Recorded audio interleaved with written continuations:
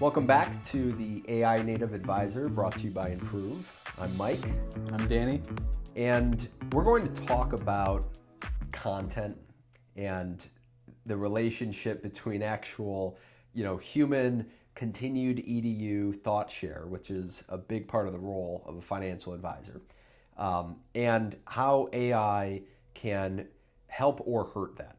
So we're in this interesting space where I think we both care a lot about genuine creativity and writing. I've been a writer my whole life. I put out a book recently. There's no AI assistance in it at all. At the same time, I've been in a role personally in a previous life where we were helping college professors, right? And so we were helping scale college professors with AI, and there's a lift, there's a friction point of actually getting out educational materials and thought share that writing from blank page is a friction point on.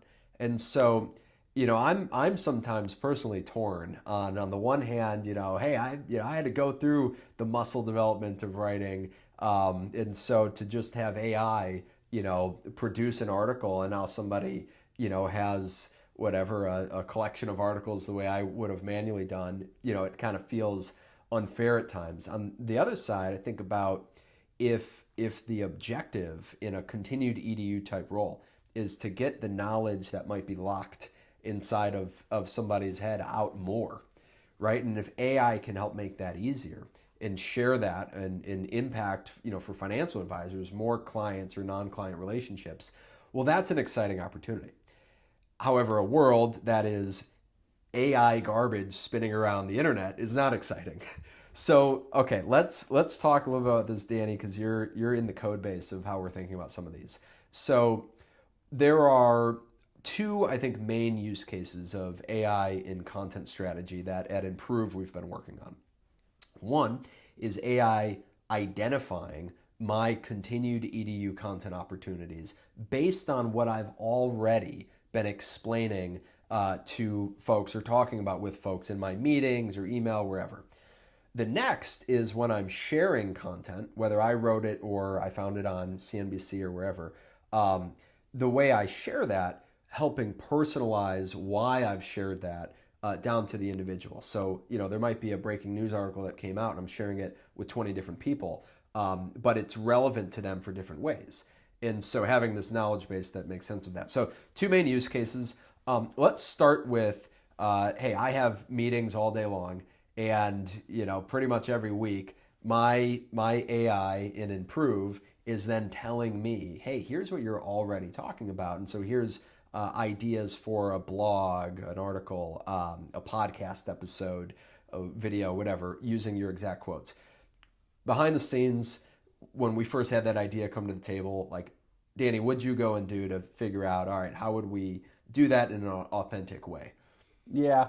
So, we're already processing transcripts right after every meeting.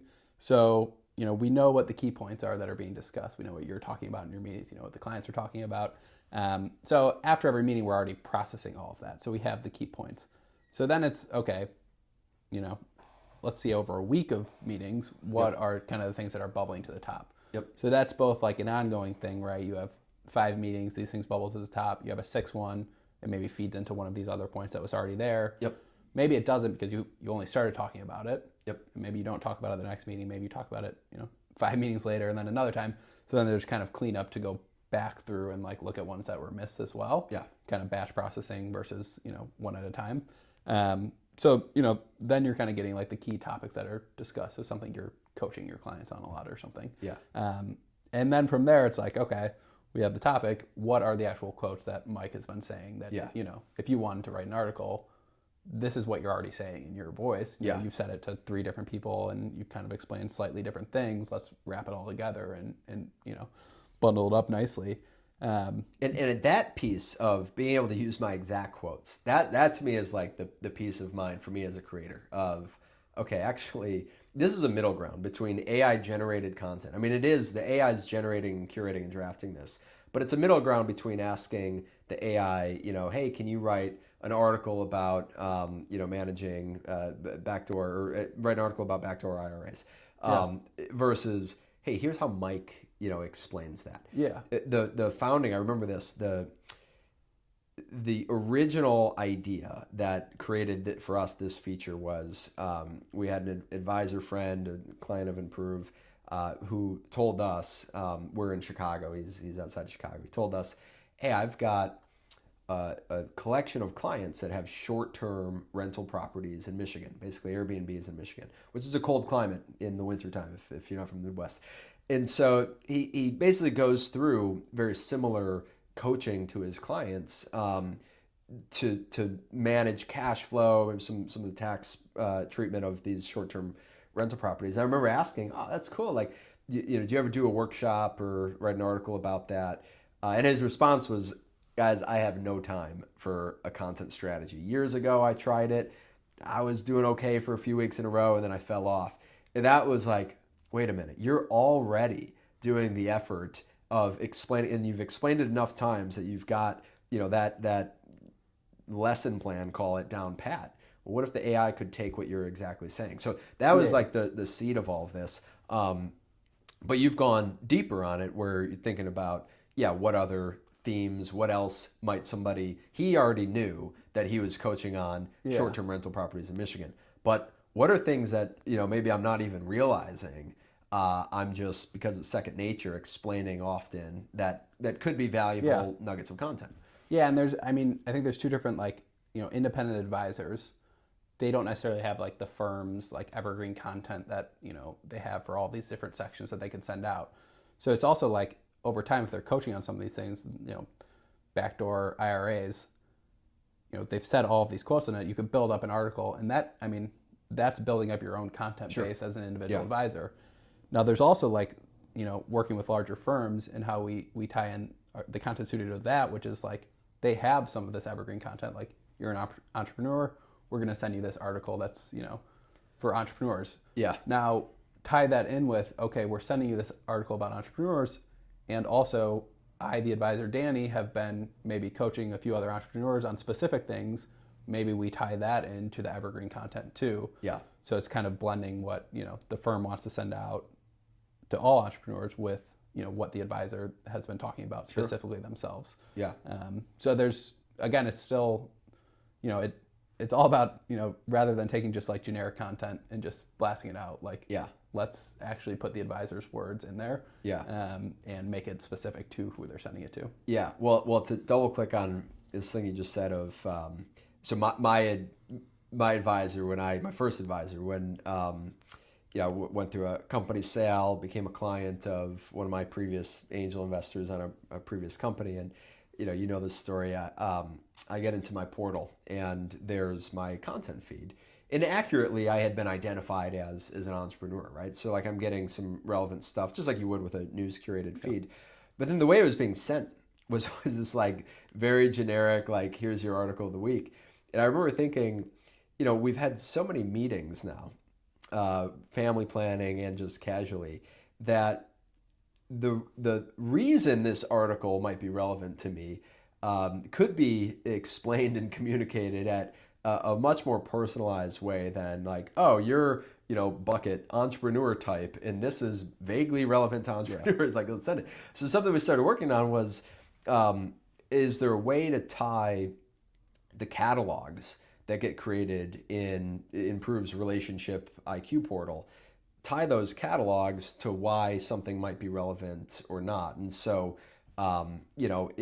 in the client or relationship catalog, around their financial situation, maybe somebody has RSU compensation, and so, all right, well, now an article comes out that may or may not be relevant to everybody, but is specifically going to impact or inform somebody who has RSU comp packages.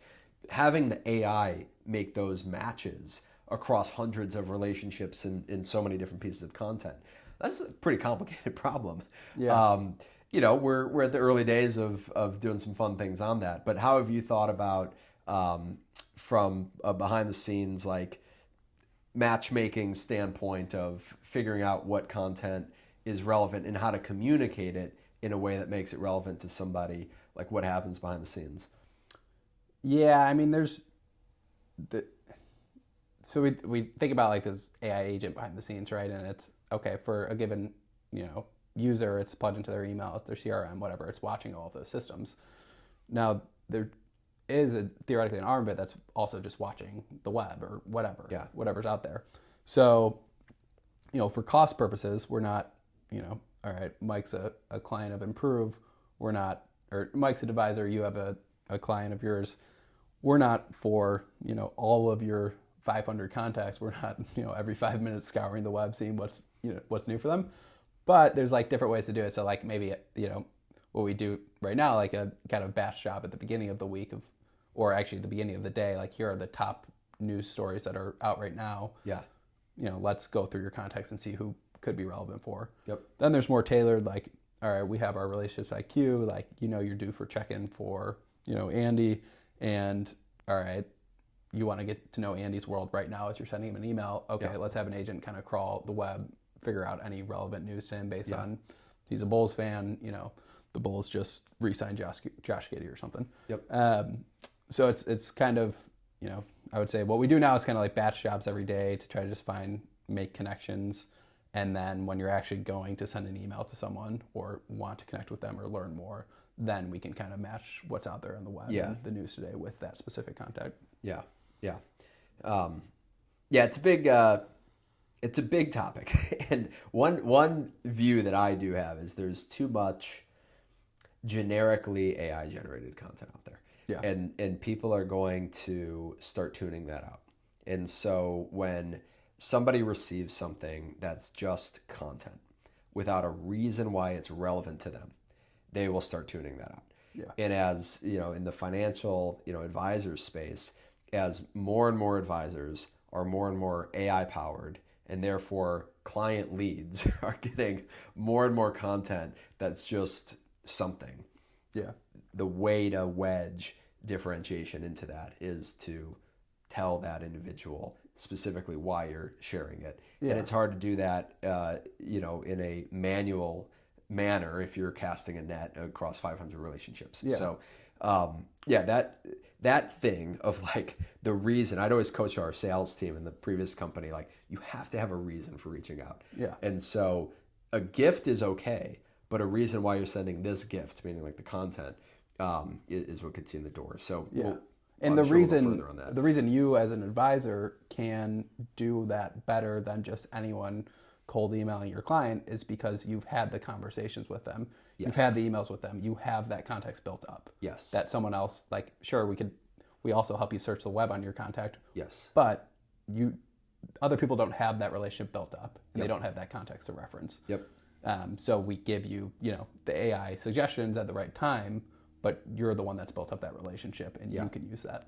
Yeah, and that to me is what goes back to this notion of an asset of compounding context, right? AI note taking, that's a commoditized baseline feature, right? But you have to have your meeting, context. You have to have whatever voice memos are poured in, whatever email threads, because now you have this asset of compounding context. Yeah. And that's the unique advantage, which again gets back to advisors have to spend face time, even if it's virtual FaceTime, with people, period, right? Leads, relationships, clients, because now if you're an AI augmented advisor, now what you're doing is building compounding context or a knowledge base on your unique one-to-one relationship with somebody.